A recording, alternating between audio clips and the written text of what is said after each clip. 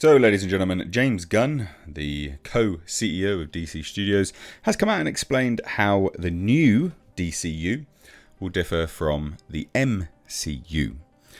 Not a massive revelation here, because the old DCU was very much the same.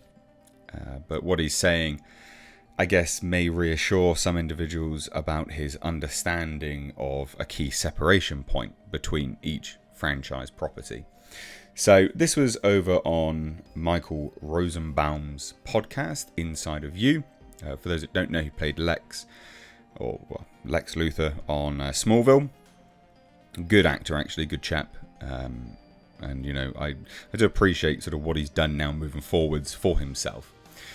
But James Gunn was on that podcast and started to discuss how he plans to differentiate the DCU from the MCU. And it's kind of interesting. It may reassure some people, but it's mainly just interesting. So he says the following. If you look at the MCU, there are very few traditional superheroes. Now, I know that will shock a lot of people, but he goes on to elaborate and does kind of have a point. There was never a guy with a secret identity until Spider-Man. Their Captain America was turned into a soldier, even though he wears a mask. Iron Man outed himself at the end of the first Iron Man because they don't want to deal with the whole secret identity stuff. Now, I think he's right. I'm pretty certain he is right, because Dr. Stephen Strange, the Winter Soldier, maybe Bucky, but then people knew who he was as well. Black Widow, maybe, but then people knew who she was. I would say, well, I guess until Spider-Man, maybe Black Panther? I'm racking my brains. I'm sure there'll be someone else that'll come out and say whether he's wrong or not, but I think he has a point.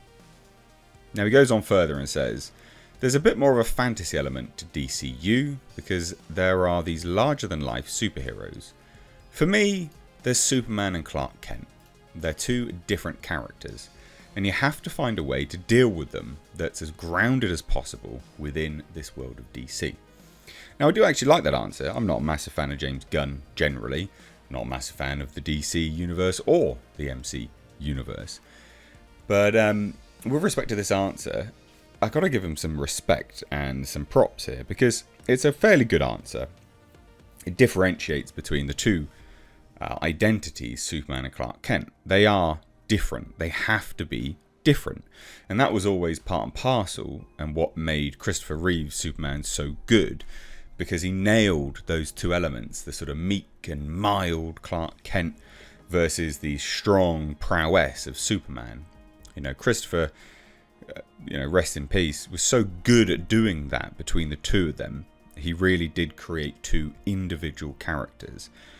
And to understand that, I think, is a way to understand Superman and Clark Kent and just DC in general.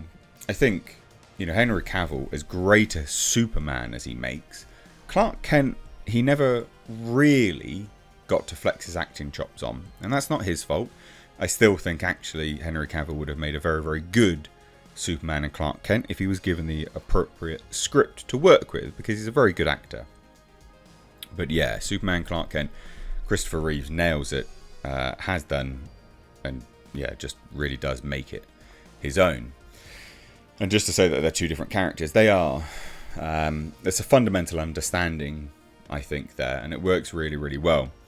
But it is interesting where he says to deal with them that's as grounded as possible within this world of DC. Now, I think that's an interesting topic to sort of cover, is, are you going to be doing... because we don't know tonally where they're taking the DC universe. We don't know whether it'll be comedic in tone and light-hearted like the MCU, or it'll be grounded, gritty, realistic, dark like the Batman or the Joker, right? We don't know. Obviously, having characters like Superman lends itself to being fantastical to a degree, which he does say, he does talk about it being a fantastical world. But, are you going to handle that in a realistic tone or not? Like they did with, I can't remember what it was called now, his dark take on Superman that he produced. You know, is it going to be like that? Now, he does go on further. And they say, don't fret too much about the filmmaker using the word grounded, because he'd go on to explain that the fantastical alternate history of the DC universe is one of the biggest draws for him. Now, that is true, but you can still be grounded in your approach to it. Again, like his film, I'm pretty certain he wrote it or produced it, that dark, gritty Superman horror story thing. I can't remember what it was called now. But that was so good, but that was still quite gritty and grounded. You know, so you can do it, even though working with fantastical elements. Now he says it is Gotham City and Metropolis and Star City and Bloodhaven and all these different places in this other reality, and it makes it a little bit like Westeros in some ways. I love it. But see, that's not... Westeros is still gritty and grounded, but it works within the confines of what it establishes. I love it in that way. I love that we get to create true world building in DC. It isn't just, we're throwing some superheroes on Earth. I think right now, that's one of the key differences. So, but that's still, to me, world building is what grounds it. That is what grounds it. World building and having it work within the confines of what they establish. So, when you use the word grounded, you can't sort of hand wave it away and say, well, he's still talking about fantastical stuff. He is. But he's still approaching it, you know, the Batman is still world building. The Batman is still very grounded, very gritty. But it works within the confines of what they establish that world to be. And I think that's, you know, it's good storytelling, it's good working, it's a good way to approach stuff. But hand wave it away as, well, grounded doesn't mean that. No, it can mean that, for sure. For sure it can. But yeah, it isn't just we're throwing some superheroes on Earth. Yeah, sure. I mean, it'll be interesting to see. It'll be interesting to see how they approach it. Because the thing is, if you're going to do world building, whether it's like Westeros or not, it doesn't matter if you're still adding that same Marvel humour. You add the Marvel humour, people will still compare them directly. And you will still appear like, you know, a Marvel-esque comic book movies. You do have to differentiate it somewhat. Now, I'm not saying definitely be grounded or anything, gritty, etc. But it'll be interesting to see how the approach happens. But what do you guys think? Let me know down below. If you're new here, do hit subscribe. Cheers, guys. Take care.